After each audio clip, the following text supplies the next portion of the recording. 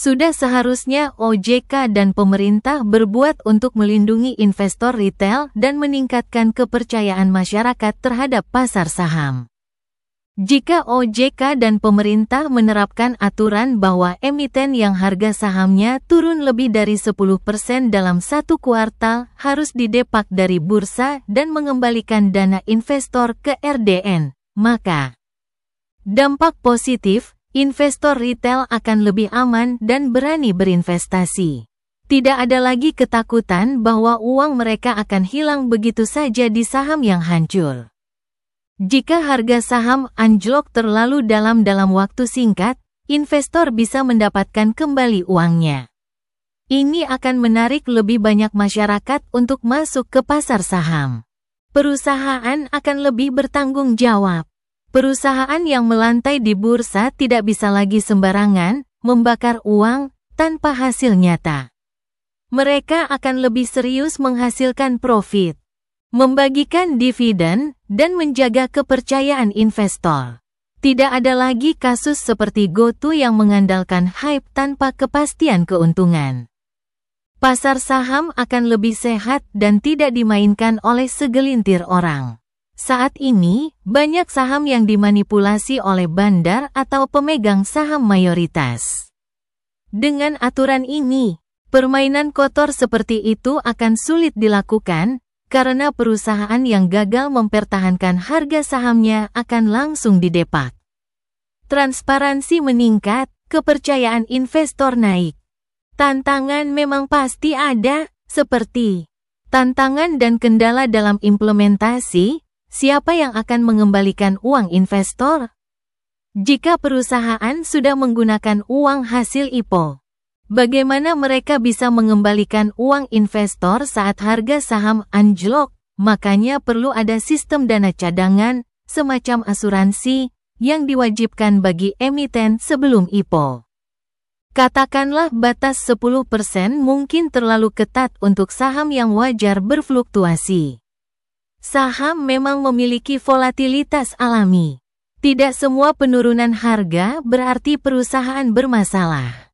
Kalau memang batas yang lebih realistis adalah 30-40% dalam satu kuartal untuk membedakan antara fluktuasi normal dan penurunan akibat fundamental buruk.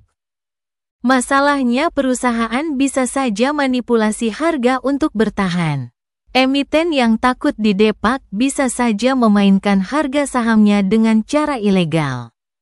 Seperti melakukan buyback palsu atau menggunakan bandar untuk menaikkan harga sementara.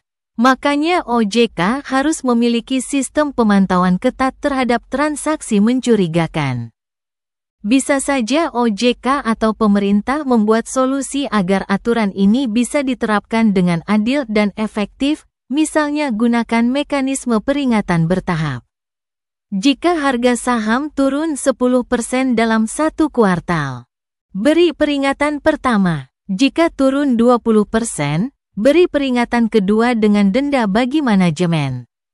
Jika turun lebih dari 30-40%, baru didepak dan diwajibkan mengembalikan uang investor. Pastikan emiten yang mau masuk bursa memiliki dana perlindungan investor, Investor Protection Fund. Setiap emiten yang ingin IPO harus menyisihkan sebagian dana ke dalam dana perlindungan investor. Jika harga saham anjlok hingga batas tertentu, dana ini digunakan untuk mengembalikan uang investor.